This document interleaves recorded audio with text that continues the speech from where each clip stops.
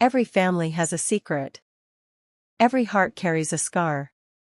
And sometimes, the truth waits years before revealing itself. Welcome to Story Addict.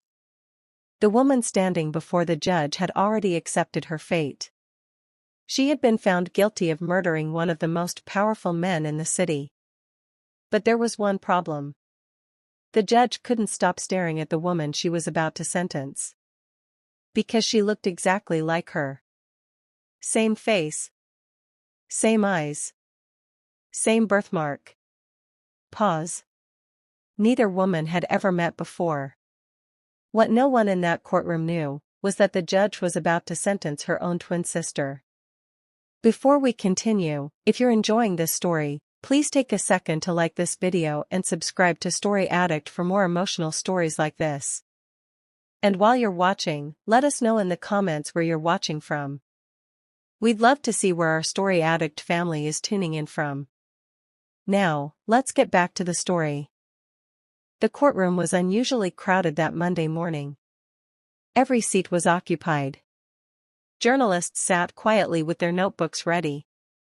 The victim's family filled the front row, their faces heavy with grief. On the opposite side sat a young woman in a gray prison uniform, her wrists restrained by handcuffs. Her name was Sophia Brooks. She had been accused of murdering one of the city's most respected hospital owners. If found guilty, she could spend the rest of her life behind bars. Sophia stood quietly. She wasn't crying. She wasn't angry. She simply looked exhausted. Moments later, the courtroom doors opened. Everyone rose to their feet. Judge Emily Harrison entered the courtroom.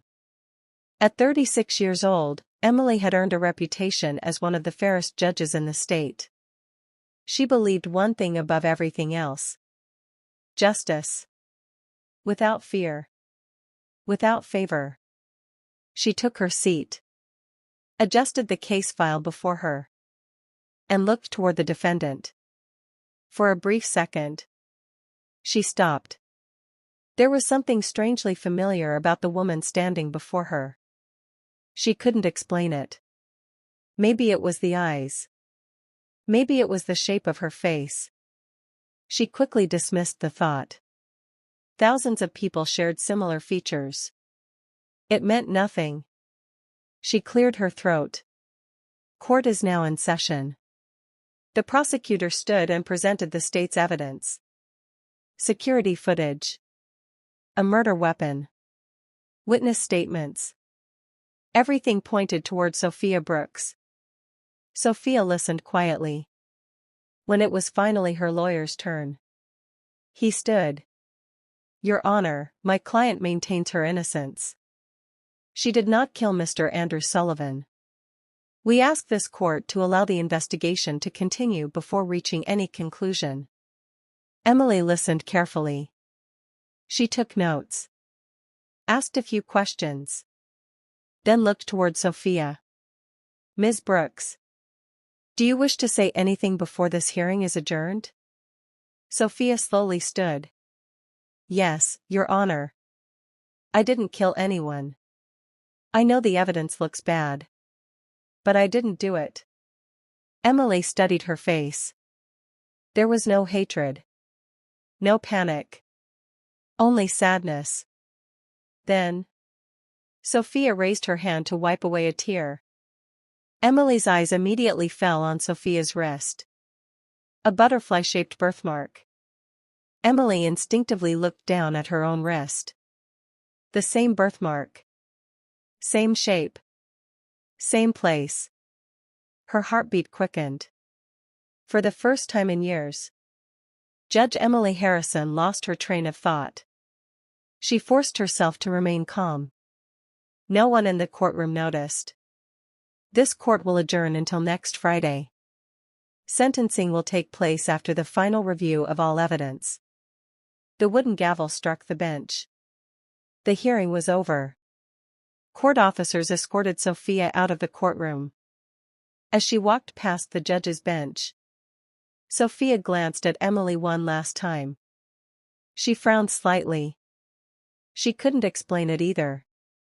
The judge looked almost exactly like her. That night, neither woman could sleep. Neither knew. That one question was about to change both their lives forever. As the courtroom slowly emptied, Judge Emily Harrison remained seated. The files before her were still open. But she wasn't reading a single word. Her mind was elsewhere. She kept seeing the young woman's face. The same eyes. The same smile. And most unsettling of all, the same butterfly-shaped birthmark. Emily rolled down her sleeve and quietly left the courtroom. Across town, Sophia Brooke sat alone in the back of a prison transport van. The chains around her wrists rattled gently every time the vehicle hit a bump. She rested her head against the cold window. For the first time since her arrest, she wasn't thinking about the murder charge. She was thinking about the judge. Why does she look so much like me? An hour later, the heavy prison gates closed behind the transport van. Sophia was led back to her cell. The steel door slammed shut. She sat quietly on the narrow bed. Her thoughts refused to settle.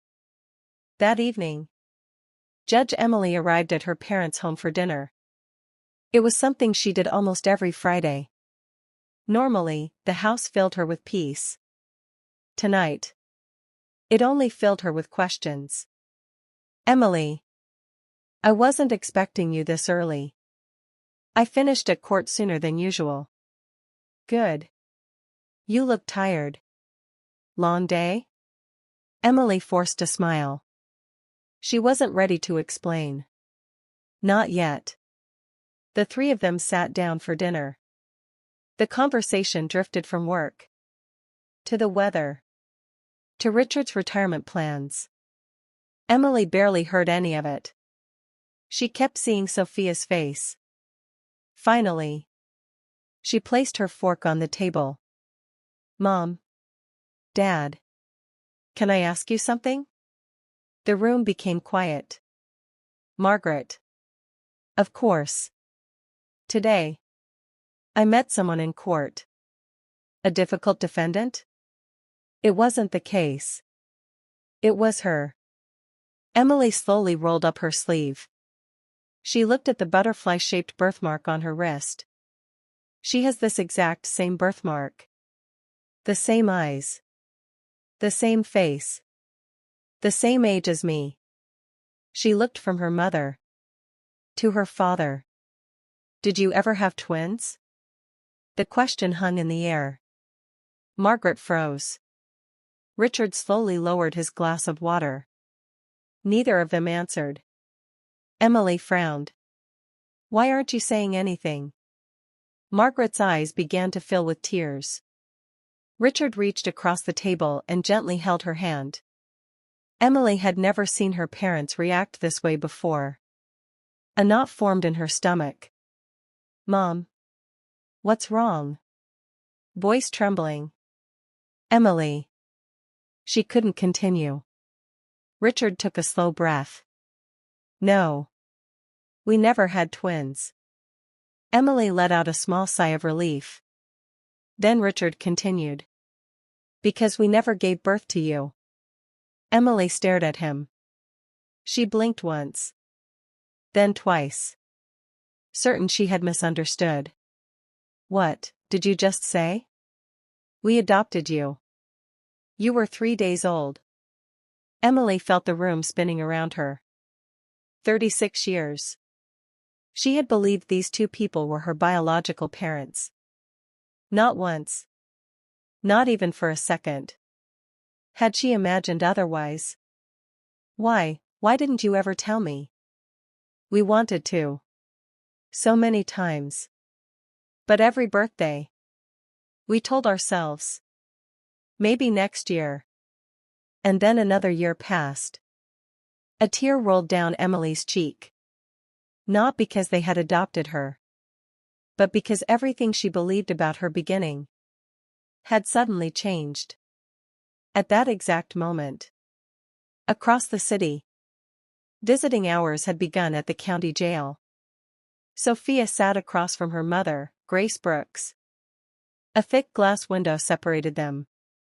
They smiled at each other, but both smiles carried pain. "How are you holding up, sweetheart?" "I'm trying." Grace placed her hand against the glass. Sophia did the same. Neither spoke for several seconds. Then, Sophia broke the silence. "Mom, can I ask you something?" "Anything." "The judge handling my case. She looks almost exactly like me." Grace's smile faded. "She even has the same butterfly birthmark." Grace's fingers began to tremble. Sophia noticed immediately. "Mom, was I born with a twin sister?" Grace Brooks stared at her daughter through the thick glass. Her lips trembled. For 36 years, she had prayed this question would never be asked. Not because she was ashamed, but because answering it would reopen a wound that had never truly healed. Sophia watched her carefully. She already knew. Her mother's silence was an answer. Voice barely above a whisper. "Mom, I do have a twin sister. Don't I?" Grace slowly nodded. A tear escaped her eyes. "Yes. You do." Sophia froze. The room suddenly felt smaller. Her heart pounded against her chest. She had imagined many answers, but not this one. "Where is she?" Grace lowered her head. "I don't know." "You don't know?" "When you were only 3 days old, I had nothing. Your father died before you were born. I had no job. No money. No family to help. I looked at both of you. And I realized, if I kept you both, I might lose you both." Sophia's eyes filled with tears. She had never heard this story before. A couple came to the hospital. They had been trying to have children for years. They promised me they would love one of my daughters as their own. I spent the entire night crying.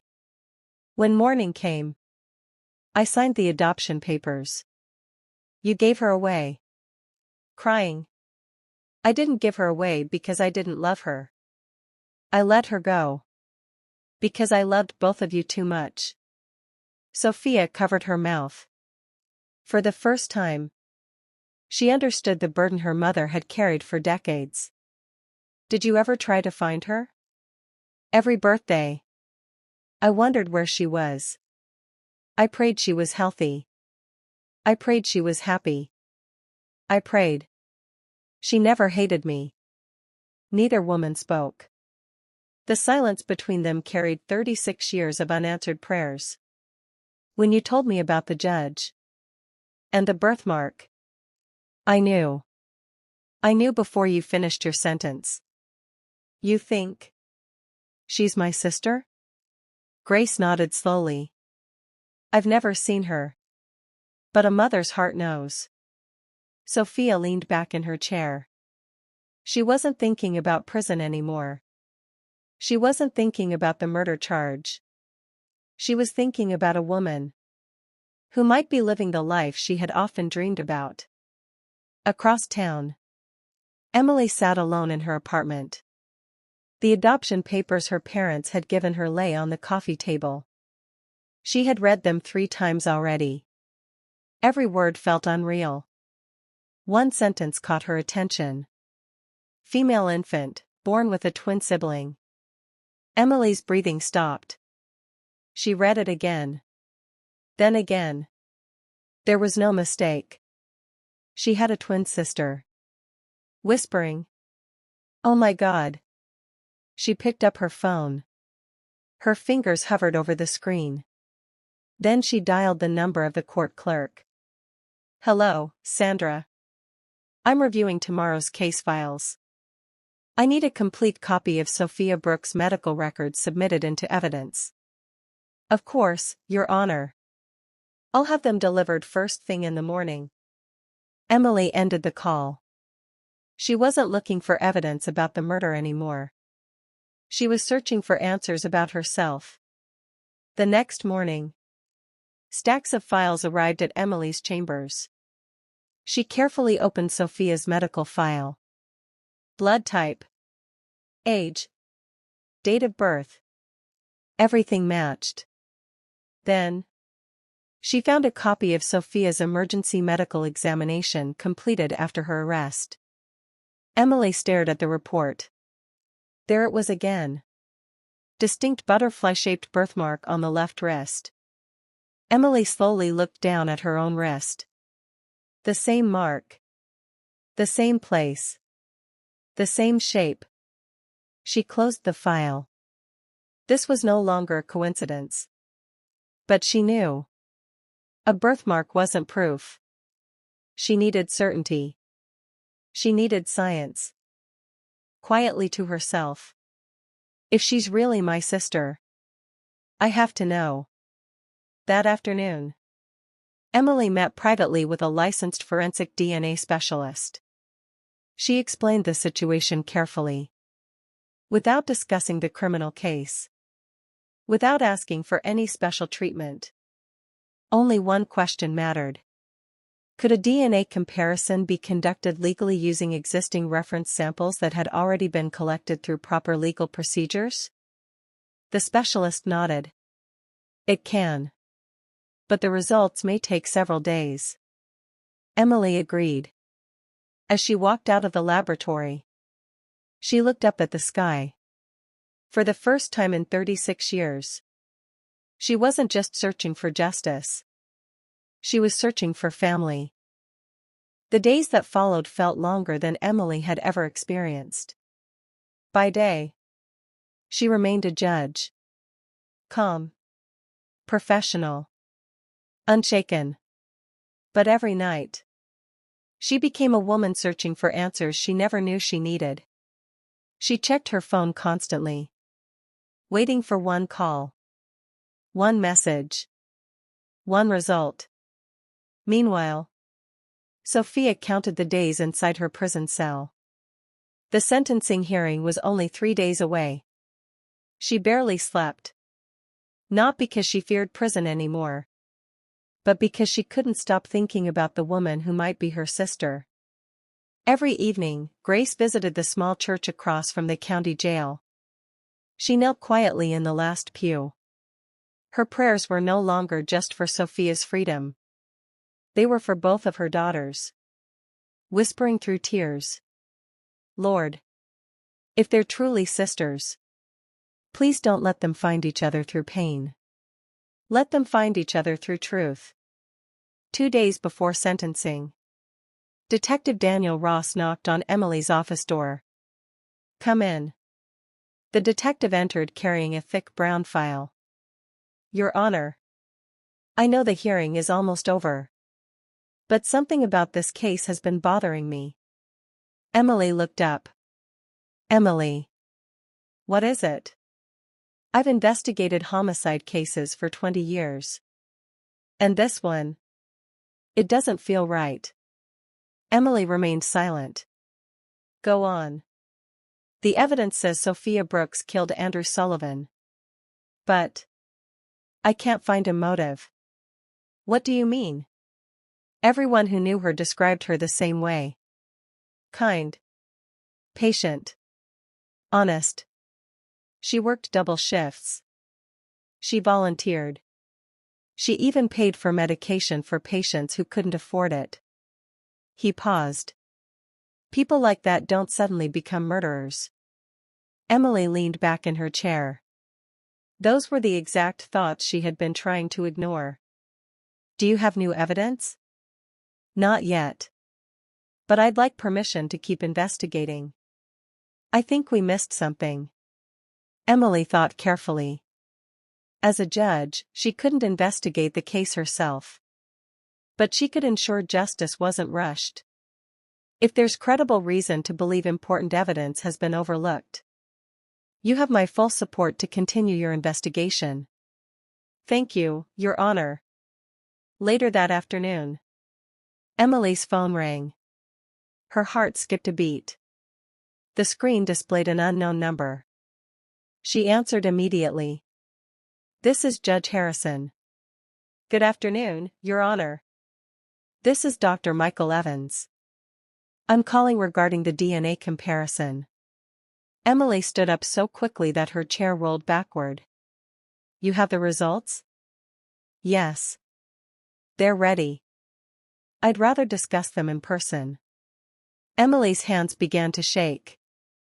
I'll be there in 20 minutes. The drive felt endless.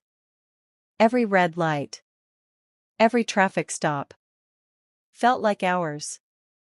Finally, she arrived. Dr. Evans greeted her with a sealed envelope. I've reviewed the results twice. There is no mistake. Emily stared at the envelope. She suddenly realized. She was afraid to open it. Because once she did, there would be no going back. Slowly, she broke the seal. Her eyes scanned the report. Then stopped. DNA relationship analysis. Probability of full biological siblings, 99.99%. Emily covered her mouth. A single tear rolled down her cheek. Then another. For 36 years, she had believed she was an only child. Now, somewhere inside the county jail, her twin sister was waiting to be sentenced for murder. Whispering through tears, I found you. At that exact moment, Sophia sat quietly in her prison cell. She held the small Bible her mother had given her years ago. She wasn't praying for herself anymore. Wherever you are, if you really are my sister, I hope you've had a beautiful life. Neither sister knew that while one had finally found her family, the other was only 48 hours away from possibly losing her freedom forever. Elsewhere, Detective Ross sat alone in the hospital's security office. Hours of surveillance footage played across multiple monitors. He had watched the same recordings again and again. Something didn't add up. Then, he paused the video, rewound it, played it again.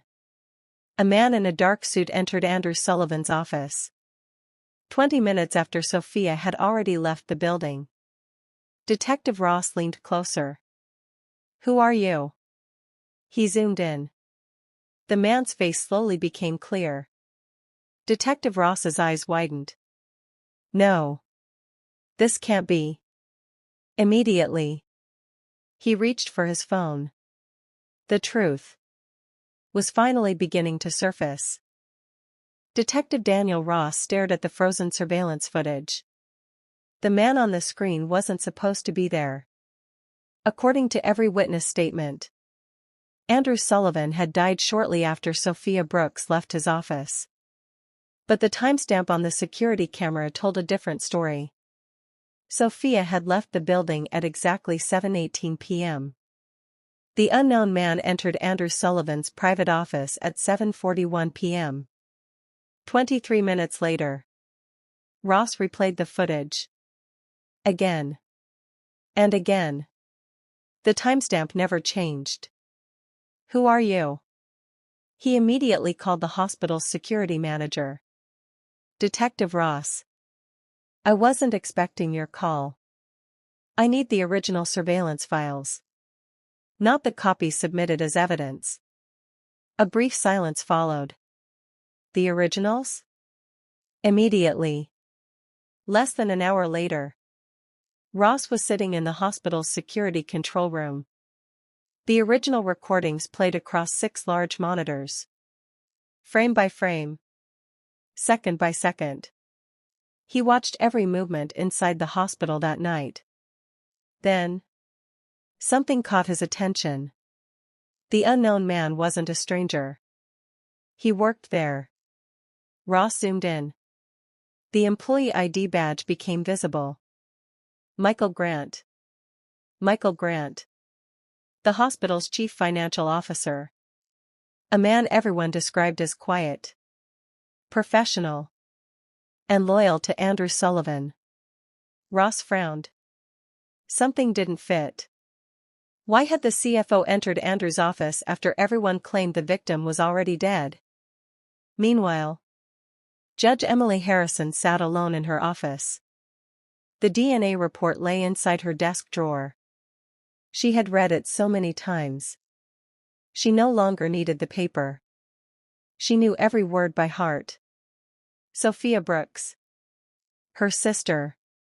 Her twin sister. Only 3 days ago, they had been strangers.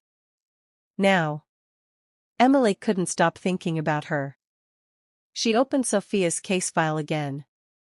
This time, she wasn't reading it as a sister. She was reading it as a judge.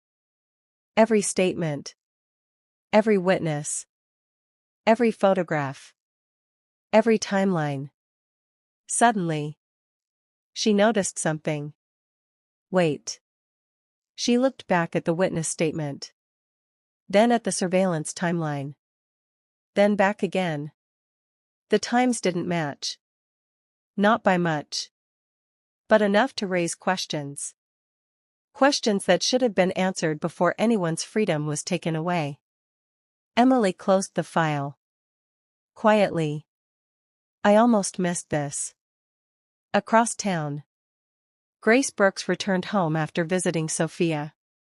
She walked into the small living room she'd lived in for almost 40 years. Everything around her reminded her of the daughter she had given away. She slowly opened an old wooden chest tucked beneath her bed. Inside were faded photographs, hospital bracelets, baby blankets, and one small envelope. Grace carefully removed 2 newborn photographs. One baby wore a pink blanket. The other wore a yellow one. She held them against her chest. My girls. I never stopped loving either of you. Tears rolled down her cheeks. She looked toward the window.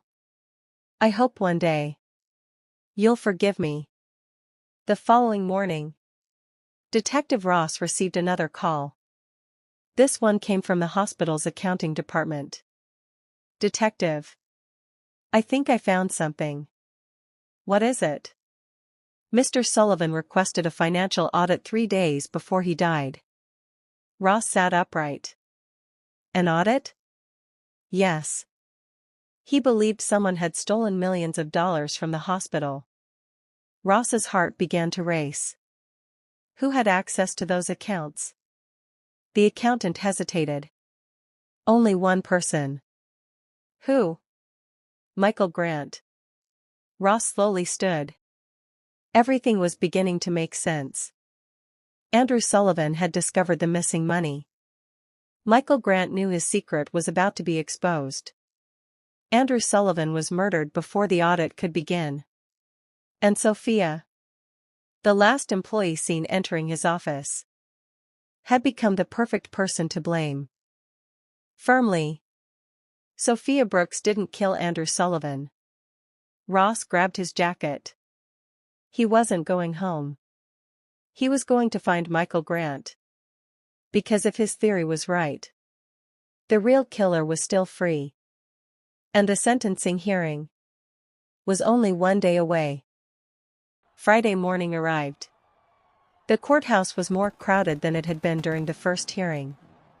News of the high-profile murder case had spread across the city. Television crews stood outside broadcasting live. Inside, every seat in Courtroom 7 was occupied. Some believed justice would finally be served. Others quietly prayed that an innocent woman wouldn't lose her freedom. No one knew. This hearing would become one of the most unforgettable trials in the city's history. A prison transport van pulled into the courthouse parking lot. Sophia stepped out in handcuffs. She looked tired. But strangely, she looked peaceful. Her mother walked beside the officers for a brief moment before they entered the building. Holding Sophia's hands, No matter what happens today. I love you. I know. Grace smiled through her tears. And remember. If that judge truly is your sister, don't blame her. She's only doing her job. Sophia nodded. I won't. At that same moment, Judge Emily Harrison sat alone inside her chambers. The DNA report rested inside a sealed envelope. She opened it one last time. 99.99% probability of full biological siblings. She closed her eyes. Softly. I promise. I'll be your judge today. Not just your sister.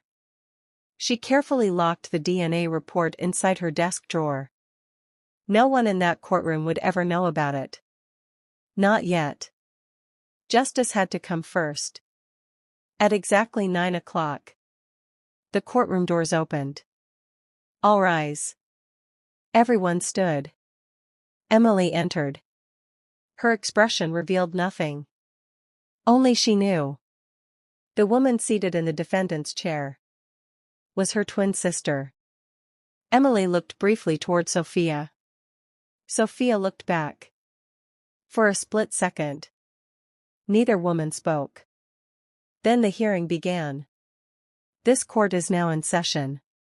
The prosecutor stood. Your Honor. The state has proven beyond reasonable doubt that the defendant murdered Andrew Sullivan. We respectfully request the maximum sentence. Sophia lowered her head. Her lawyer slowly stood. Your Honor. My client continues to maintain her innocence. Before he could continue, the courtroom doors suddenly burst open. Everyone turned. Detective Daniel Ross hurried inside. His suit was wrinkled. His breathing was heavy. He was carrying a thick brown evidence file. Your Honor. The courtroom erupted into whispers. Detective Ross. This court is in session. I apologize, Your Honor. But this cannot wait. I have new evidence. The prosecutor immediately objected. Your Honor. This is highly irregular. Emily looked directly at Detective Ross. Does this evidence have the potential to affect the outcome of this case? Yes, Your Honor. It changes everything. The courtroom fell silent. Approach the bench. Ross handed Emily several documents. Security footage. Financial records. Audit reports. Emily read each page carefully. Her expression remained calm, though her heart raced. Ross then handed her a flash drive. This contains the original surveillance footage. The version presented during the first hearing was incomplete. Emily looked toward the courtroom technician. Play the footage. The courtroom lights dimmed. Everyone turned toward the large screen. The video began. Timestamp. 7:18 p.m. Sophia Brooks exited Andrew Sullivan's office. Exactly as everyone remembered. The prosecutor folded his arms confidently. Then, the video continued. 7:41 p.m. A man wearing a dark suit walked calmly into Andrew Sullivan's office. The courtroom gasped. 23 minutes. After Sophia had already left, the man remained inside the office for nearly 15 minutes. When he finally came out, he looked around nervously before walking away. Ross paused the footage. Then zoomed in. The employee ID badge became visible. For the record, the individual shown is Michael Grant, Chief Financial Officer of Sullivan Memorial Hospital. The courtroom exploded with whispers. The prosecutor's face turned pale. Sophia stared at the screen in disbelief. Ross stepped forward again. Our investigation also discovered that Andrew Sullivan had ordered a financial audit. The audit revealed that millions of dollars had been stolen. The only person with complete access to those accounts was Michael Grant. Ross placed another folder before the judge. We have also obtained a warrant for Mr. Grant's arrest. He attempted to leave the country early this morning. He was arrested at the airport less than an hour ago. The courtroom fell completely silent. Even the victim's family looked stunned. Emily slowly removed her glasses. She looked toward Sophia. Sophia's eyes were filled with tears. Not because she had been proven innocent, but because for the first time since her arrest, someone had finally believed her. Calmly. This court will take a 15-minute recess while I review the newly submitted evidence. She struck the gavel. People immediately began talking all at once. Reporters rushed out to break the news. Lawyers gathered in small groups. Sophia remained seated. She quietly looked toward the judge's empty chair, still wondering why she felt connected to the woman who had just saved her life. 15 minutes felt like an eternity. No one left the courtroom. The reporters remained glued to their seats. The victim's family sat in stunned silence. Sophia lowered her head and quietly prayed. She wasn't asking for freedom anymore. She was simply asking for the truth. The courtroom doors opened once again. Court officer. All rise. Judge Emily Harrison returned to the bench. Her face remained calm. Professional. No one could tell that behind that calm expression. Her heart was breaking. You may be seated. Emily looked at the document spread across her desk one final time. She knew this decision would change several lives forever. After carefully reviewing the newly submitted evidence, this court finds that the investigation presented during the first hearing was incomplete. The surveillance footage clearly establishes that another individual entered Mr. Andrew Sullivan's office after the defendant had already left. The financial records further establish a credible motive involving embezzlement. She paused. The courtroom became so quiet. A pin could have been heard falling. Therefore, this court finds that the prosecution has failed to prove its case beyond a reasonable doubt. She looked directly at Sophia. Miss Sophia Brooks. This court finds you not guilty. For 2 seconds. No one moved. No one spoke. Then, the courtroom erupted. Some people applauded. Others cried. Reporters rushed toward the doors to break the news. Grace Brooks buried her face in her hands and sobbed. Sophia couldn't move. She simply stared at the judge. Tears streamed down her face. Through tears. Thank you. Emily gave a small nod. Not as a sister. As a judge. The defendant is free to go. The handcuffs were removed from Sophia's wrists. She rubbed them gently. For the first time in weeks, she was free. As everyone began leaving the courtroom, Emily looked toward the bailiff. Please ask Ms. Brooks to remain for a few moments. Sophia looked confused. Her lawyer whispered. It's probably just paperwork. Sophia nodded. Within minutes, the courtroom became empty. Only 4 people remained. Emily, Sophia, Grace Brooks, and the bailiff. Thank you. We'll take it from here. The bailiff quietly closed the courtroom doors behind him. Silence filled the room. Emily slowly stepped down from the bench. For the first time, she wasn't standing above Sophia as a judge. She was simply a woman walking toward another woman. Each step felt heavier than the last. When she finally stopped, only a few feet separated them. Your Honor. Is everything okay? Emily smiled softly. You don't have to call me Your Honor anymore. Sophia looked puzzled. Emily reached into the folder she had carried from her chambers. She carefully removed a sealed envelope. Her hands trembled. "I've been carrying this all morning." She handed it to Sophia. "What is it?" "A DNA report." Sophia frowned. She slowly opened the envelope. Her eyes moved across the page. Then suddenly stopped. She read the final line again. Her lips trembled. Probability of full biological siblings, 99.99%. Barely able to speak. "No." She looked at Emily. Then back at the report. Then at Grace. "Mom?" Grace could no longer hold back her tears. She slowly walked toward them. "I'm sorry. I'm so sorry." "You knew?" Grace nodded. "I knew the moment you described the judge." Sophia turned toward Emily. Neither woman spoke. Both had tears in their eyes. 36 years. Without knowing the other existed.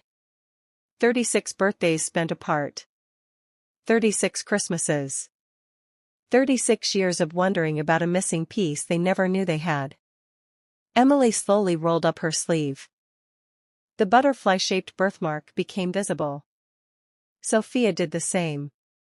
The two marks were identical. Smiling through tears. "I guess I finally found my other half." Sophia laughed through her tears. "I've been looking at you all week.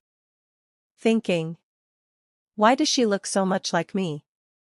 Both women laughed. The kind of laugh that only comes after surviving unimaginable pain.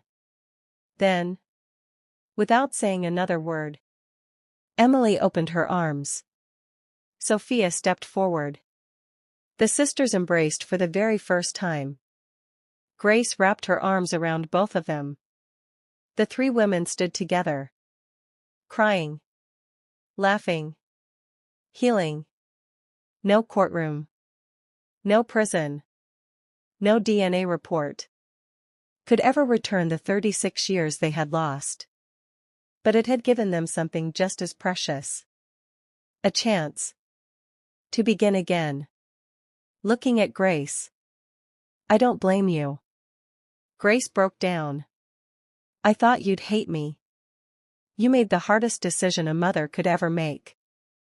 You didn't abandon me. You gave me a chance." Grace held both daughters tightly. For the first time in 36 years. Her family was whole again. 6 months later. Sophia returned to nursing. Not because she had to, but because caring for people was who she was. Michael Grant was convicted of murder, fraud, and embezzlement, receiving multiple life sentences. Judge Emily Harrison continued serving on the bench. But every Friday evening, she no longer had dinner with just two parents. She had two families. Richard and Margaret welcomed Grace into their lives. There was no bitterness. No blame. Only gratitude. One family had given Emily life. The other had given her a future. Together, they gave her a home. Life doesn't always separate people because love is missing. Sometimes, life separates people because circumstances leave no other choice. But no matter how many years pass, no matter how impossible the journey may seem, the truth has a way of finding its way home. If you enjoyed this story, don't forget to like this video, subscribe to Story Addict, and share this movie with someone who loves emotional stories. Before you go, we'd love to hear from you in the comments. Do you think Grace made the right decision by giving one of her twins up for adoption? And do you think Sophia would have been convicted if Detective Ross hadn't arrived in time? Tell us your thoughts. See you in the next story.